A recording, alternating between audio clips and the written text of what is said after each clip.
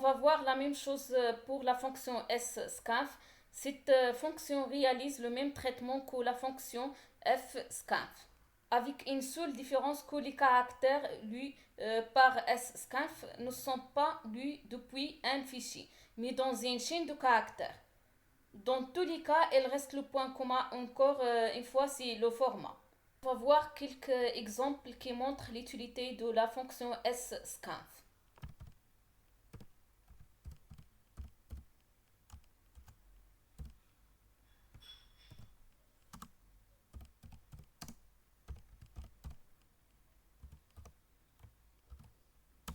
Par exemple, ce qu'on veut faire, c'est afficher l'opération de la somme de deux entiers dans une chaîne de caractères. C'est pour ça qu'on va déclarer des entiers de type int, puis on va déclarer un caractère identifié par C.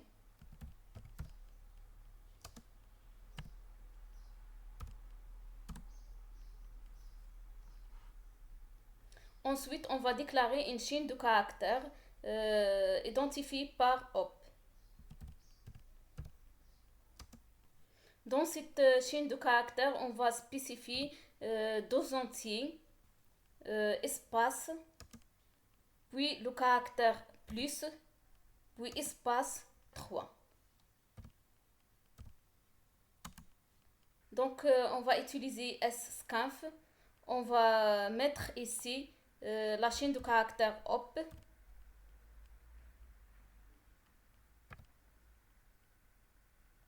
Puis on va spécifier le format, le pourcentage d'un, espace, puis le pourcentage 5, puis espace, puis le pourcentage d'un. Ici, on va utiliser les adresses des variables A, l'adresse de la variable caractère, C, puis l'adresse de B. Donc, ce contenu va récupérer dans une chaîne de caractères au lieu de lire à partir des claviers.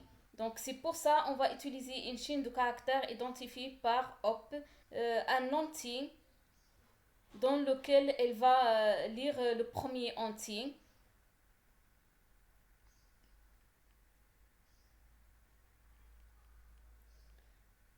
On va trouver ici un espace. Par la suite, il va lire le caractère plus. Ensuite, on trouve ici un espace. Enfin, il va lire le deuxième opérand de l'opération avec un spécificateur de format pourcentage d. Et on va afficher le résultat par la fonction printf.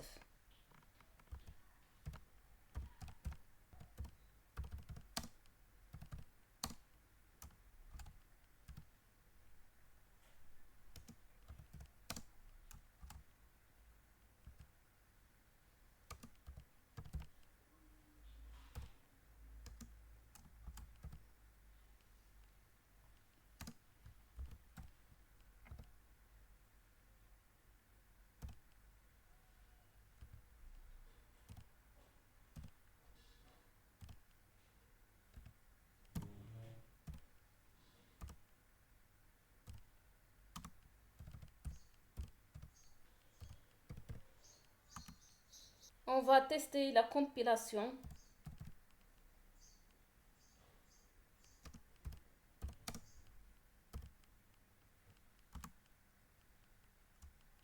On va exécuter pour voir ce que ça donne.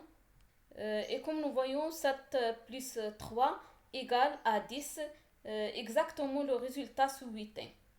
Ici, on va donner un deuxième exemple. Donc, nous avons plusieurs chaînes de caractères et des variables de type int. Donc, on voit que scanf, c'est exactement la même chose que scanf. La seule différence, qu'au lieu de lire à partir des claviers, on va lire à partir d'une chaîne de caractères qui s'appelle date. Donc, ici, dans le format, on va indiquer plusieurs spécificateurs de format comme pourcentage S, ici pourcentage T. Et pour ce spécificateur de format, précédé par étoile, c'est-à-dire ne sera pas stocké dans la mémoire. C'est pour ça qu'on a seulement 4 variables. Mais il y a ici 5 spécificateurs de format. Donc on va afficher le résultat par printf. Donc on va tester la compilation.